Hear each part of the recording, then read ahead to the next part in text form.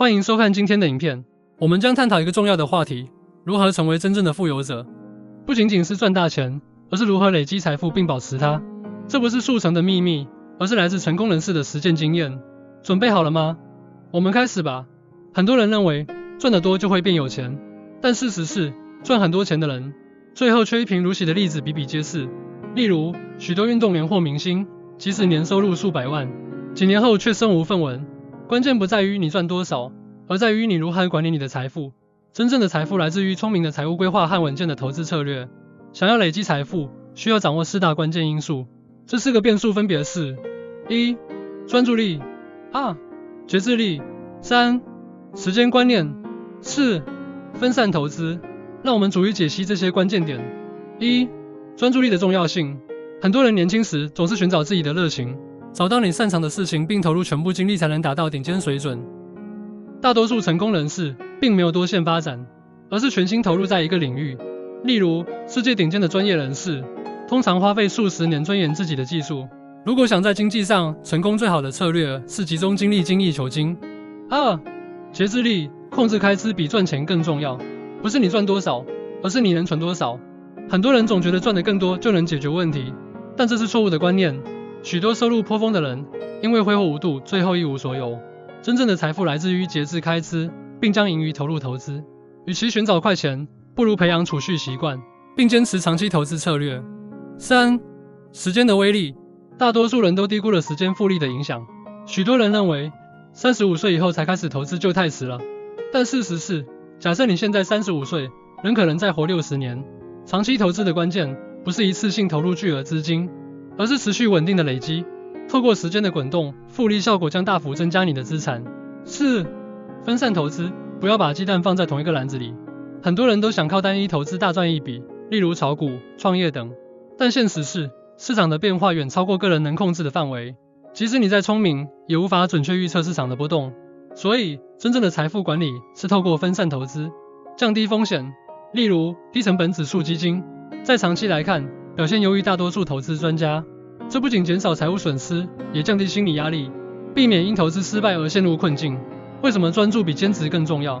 现在很多人喜欢副业这个概念，认为多赚几个收入来源很聪明，但事实上，分散精力往往会降低主要工作的竞争力。成功人士通常专注于一个领域，把自己推到顶尖。例如，顶级艺术家、企业家、运动员，无一不是专注投入多年。想要在某个领域成为前10%甚至前1%，你需要全力以赴。如果你的副业影响了你的主业发展，那么它可能不是一个好选择。除非你的副业本身能够逐渐转变为主要收入来源，否则应该集中精力在长期发展上。财富累积的心态，接受短期牺牲。许多年轻人希望同时拥有金钱、自由、时间，但现实并非如此。事实上，财富累积的过程通常需要长期的专注与牺牲。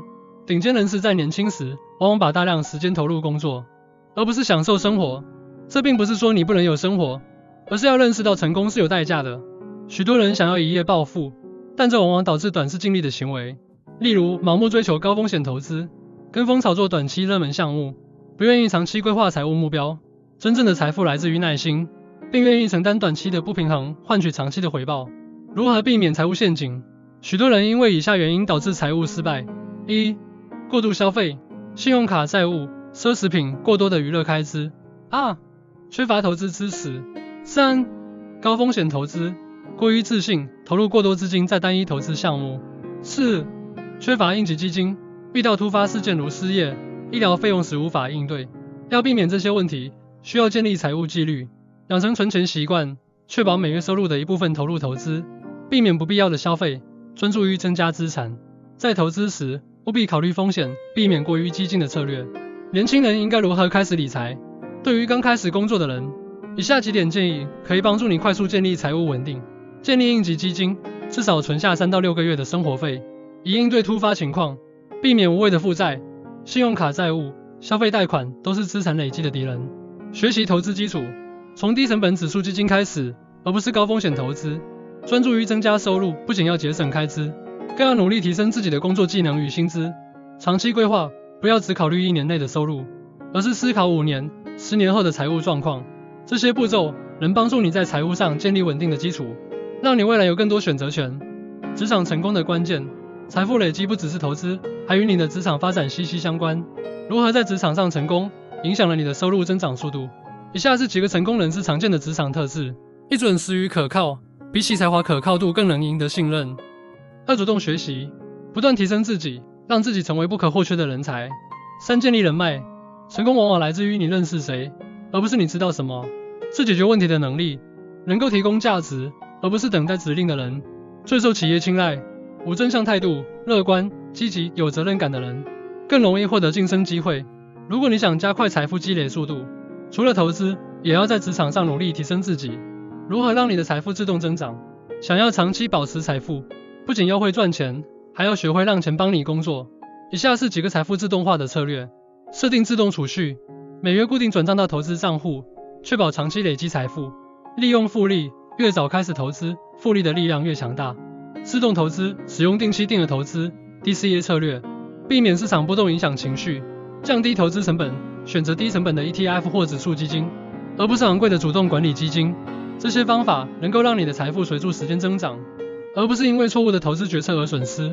今天的影片就到这里，我们探讨了如何真正累积财富并避开常见的财务陷阱。如果你觉得这些内容有帮助，记得点赞、订阅，并在留言区分享你的想法。想要变得富有，不是靠运气，而是靠智慧与坚持。我们下次再见。